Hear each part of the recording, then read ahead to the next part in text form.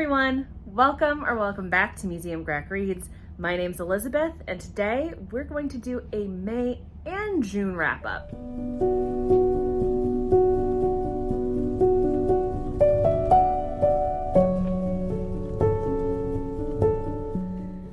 I know. I haven't done a wrap-up in a little while, but to be fair, May was kind of a lackluster stats month for reading. However, I did read some books I really enjoyed, so I still wanted to make sure I updated you. So that's where we're gonna start, because that makes sense chronologically. And so first, we have Galaxy and the Ground Within by Becky Chambers. This is the last book in the Wayfarer series, and words cannot express how much I love this series, and this book may be a contender for my favorite. We start this series with a multi-species crew, and we end it with a story that has 0 humans in it, but at the same time is so deeply and beautifully human. This is several characters who are stopping at a fueling port, staying overnight while they wait for their opportunity to get back into a tunnel to go to their destination. And while they are there, all of the satellites start falling from the sky. There's a catastrophic failure. There's no communication. They're told to stay where they are for safety purposes as they're trying to figure out what's going on in the sky. And so they're just stuck there for an untold number of days. And the story that results is beautiful. It reminded me a little bit of, if you've ever seen the musical Come From Away, which is actually streaming on Netflix, but that's the story of all the planes at 9/11 that were grounded in a small town in Newfoundland, and the community coming together in that way, except this isn't a big community. This is 5 people having to come together, put aside their differences, come to understand each other, and make do. This is a beautiful ending to this series, but it was also so bittersweet because it was the ending of this series. And I am already rereading this series. I just read book 1 in December, and I've managed to convince my book club to make it July's pick for the month. So I get to reread it. I feel like it's my life purpose right now to make everybody read this series. Just ask poor Christine from the Roomies Digest, who I forced to read it. Or my mother. I've also made her read it. Next up, we've got Praise by Sarah Kate. This is book 1 in the Salacious Players Club. I asked my buddy Sarah from Sarah's Shelves to recommend something to me, just anything. I gave her no parameters except that it couldn't be over 500 pages, and this was her pick. Was a great time. It was one of those kind of fun, spicy palate cleansers, so absolutely no complaints. We'll probably dig into the rest of this series at some point, but I'm in no great rush. Then we have my book club's May pick, which was The Poppy War by R.F. Kuang. I feel like I don't really have to explain what this is to anybody at this point. I was not really anticipating reading this. I'm not a high fantasy girly, just not. I know who I am. And so I really like when my book club kind of forces me out of my comfort zone to read things that I wouldn't otherwise. I thought it was really beautifully written. I really enjoyed the world building elements of this. I didn't really like any of the characters that much. I didn't find myself connecting to anybody, which made it more of a struggle for me than it could have been otherwise, I think. I may go to book 2, but I also feel like this was a complete enough story for me that if I needed to walk away, I could. So sound off in the comments if you think I need to give the next book in the series a try. Convince me. I can be talked into a lot of things. And last for May, we have Something Fabulous from our good friend Alexis Hall. If you've been around a little while, you know that I'm pretty obsessed with Alexis Hall. I've been working through his back catalog quite a bit, ever since picking up my first book by Alexis Hall, which was A Lady for a Duke. Stunning. So this is another Edwardian era romance, but this is a male-male. Here's the thing. I really enjoyed this one, although I struggled until about halfway through to really get into it. And this might be a spoiler, so I'm putting a little warning here. possible spoiler. This is only one perspective through this story, and that's from our Duke, who is betrothed to a family friend who is a twin. When he comes to finally propose and be like, let's do this thing our family wants us to do, she runs off and absconds, and he has to work with his childhood friend and her twin brother to try to track her down. And that's where the romance is lying. But usually in these sorts of things, you get a lot of pining and a will they, won't they, and that really sweet tension to build it up. And in this, we weren't getting that. And it's about the halfway mark that I realized RMC is demisexual. He doesn't realize he wants this friend until it just all of a sudden comes upon him.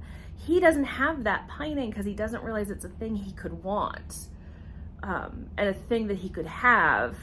So once he clicks in and he's like, wait, I want this person, then it's just a roller coaster ride of all the tension and good vibes and lust and love and warm fuzzy feelings. So that's my sort of warning for this, is that if you're expecting pining the whole way down, RMC is not going to give it to you, but you know that the other character is. I don't know. I enjoyed it. The sequel to this series just came out recently, Something Spectacular, and that follows a gender fluid character that we meet in this book. So really excited to see where that one goes. Okay, that's May, rolling into June, which was completely taken over by the Tarot Readathon. I was so thrilled to participate and to join in as a co-host. Special thanks to Deja from Deja's Book World and Noelle from Noelle's 7 Pages for inviting me to join in as a co-host. Go Team Pentacles, because we won the Minor Arcana trophy, which was the page count trophy. Really proud of our team. We put in a lot of work. We had folks reading a ton of books. It was so much fun in the Discord. Everybody was so lovely. We had over 300 people participating across all 4 teams. So exciting. And I really hope we do it again next year. I know I will definitely be participating no matter what. Such a creative array of prompts and such a fun way to choose my reading for the month. It really helped re-energize my reading mojo. I'd been down to like 3 and 4 books a month in the recent months, but I am proud to say we had 11 titles in June. So go Tarot Readathon. You brought me back up to my A game. So the first prompt that I had was the 6 of Swords, which is a book that features a journey. And that I chose Leviathan Wakes by James A. Corey. This is the first book in the Expanse series, which is a sweeping 9-book sci-fi saga. I have had this on my TBR, on my physical TBR, since like 2012, 2013. And just kept putting it off because I wanted to wait till the series was over. And then book 9 came out. I knew it was the end of the series and I kept dragging my feet because a 9-book series is kind of intimidating to start.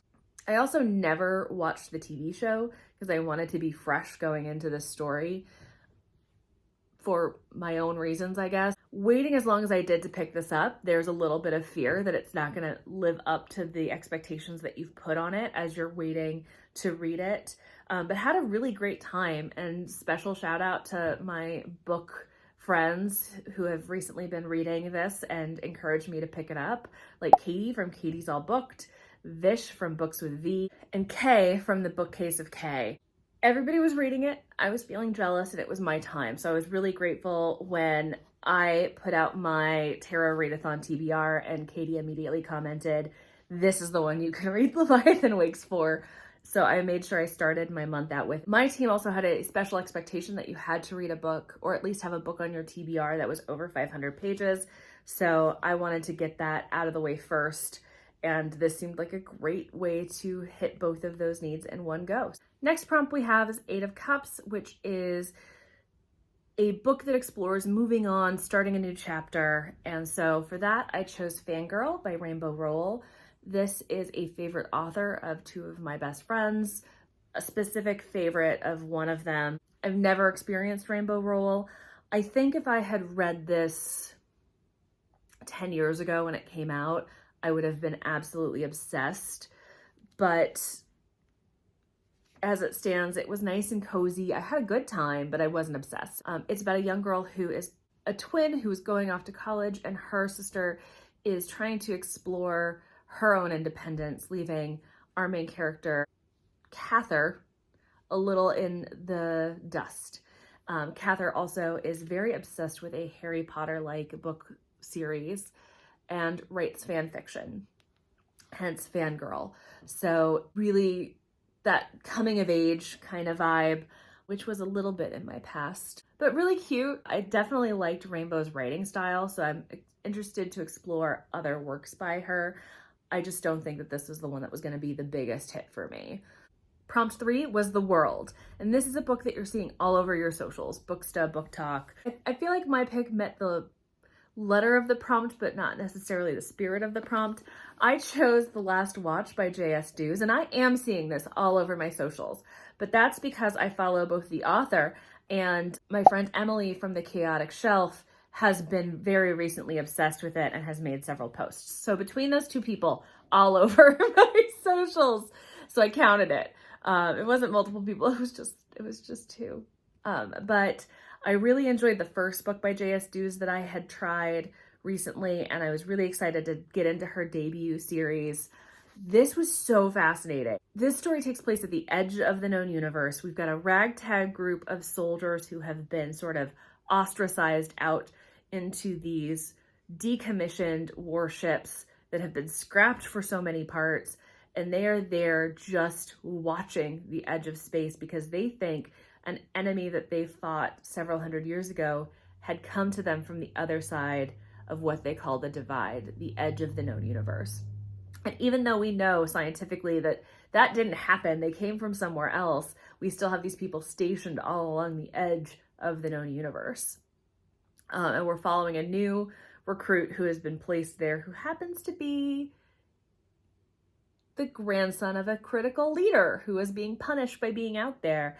And suddenly they realize that the universe seems to be collapsing, and they are caught far out away from civilization as the universe is closing in on them. And maybe the enemy they thought that they had annihilated isn't so gone. So a lot of action the entire time, some really interesting characters that I could really easily visualize in my head. Really love how J.S. Dews writes. J.S. Dews has worked in film, and that shows in her work because everything has a really clear beat and cadence that even though it's fast-paced, it's not overwhelming. Even when it slows down, it's not boring.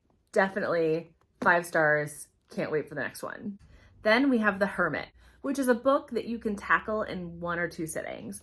And for that, I did Psalm for the Wild Built by Becky Chambers. This is very bittersweet for me.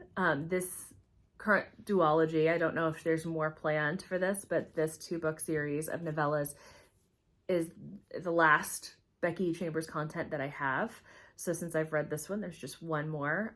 And I am obsessed with Becky Chambers and her world building. This is about a monk who lives in a world where robots and AI gain sentience, and nobody knows why they did. And once they did, we recognized the folly of our effort, and the robots went to live on one half of this supercontinent and humans on the other, not to cross paths unless the robots wanted to. And we've built a more simple life for ourselves that is separate from that manufacturing history. And this monk is feeling a little dissatisfied with their life. And they change professions to go from being a gardener to a tea monk to travel the human occupied areas and try to find that satisfaction, only they can't.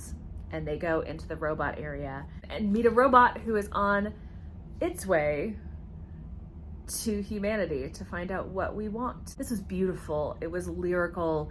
It talked about purpose and satisfaction in a way that was brutally honest.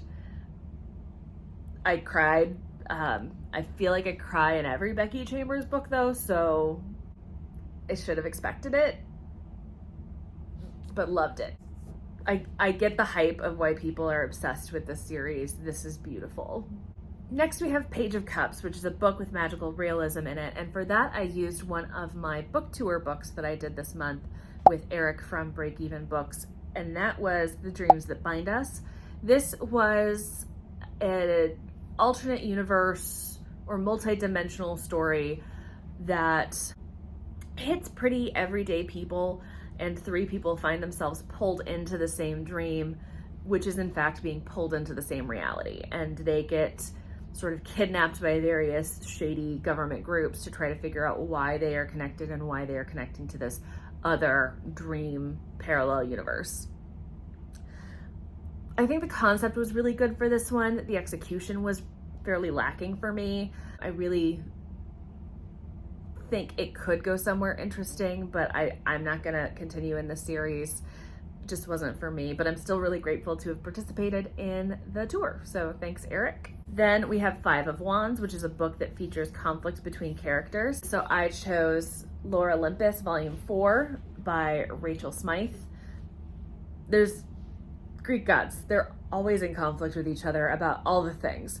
If you've never heard of this and you've been living under a rock, this is a webtoons turned physical media story about Hades and Persephone. Obsessed. Have been obsessed since I was a child, so I've been eating this up. This is another one of those series, though, that even though I could read it all on webtoons, I wait till the physical comes out because that helps slow me down and keeps it all still feeling fresh, because I get to revisit it every few months instead of marathoning through it like a goblin. Then we have Ace of Wands, which is a new to you author or genre. For that, I chose another book tour book, which was The Sealed Empire by Norbert Zavisky. This was really interesting. This was very much a Nordic fantasy, like a Nordic medieval fantasy with sci-fi giant mechan elements. So it's like Game of Thrones meets Transformers in a way. I've definitely not read anything quite like that before, so it was really enjoyable. If this strange mashup of things sounds at all interesting, I'd say give it a try. It was really a good time. From a debut self-published Hungarian author. And apparently, as I was looking for my next book, I found out that this one won the Best Fantasy Choice Award in Hungary last year. So you go, Glen Coco. Then we have Queen of Wands, which is a book featuring a strong female protagonist. And for that, I went with Her Majesty's Royal Coven by Juno Dawson. This is actually a multi-POV, but they are all women and they are all strong as hell. So this is an adult fantasy where most of the magical powers held by women and in covens. And men can have magic, but not as much. So we've got a group of 40-something witches who have been friends since they were inducted in their youth at like 15, 16. And suddenly they think the child mentioned in a prophecy that could bring about the end of the world has appeared. The Sullied Child, a young boy with untold magic. Only that young boy is a trans girl. And all of what that entails. This had so many twists and turns, really distinct voices. We have about 4 women that we spend time in their heads, and they all feel completely different as they try to navigate, being single in your 40s, being a mom, running a business, trying to stop the end of the world. So this was really fascinating. Ended on a huge cliffhanger. So I'm really glad we picked this book for June when the second book in the series came out in June. Only I've also been told that has a huge cliffhanger. So sucks to be me. But highly recommend.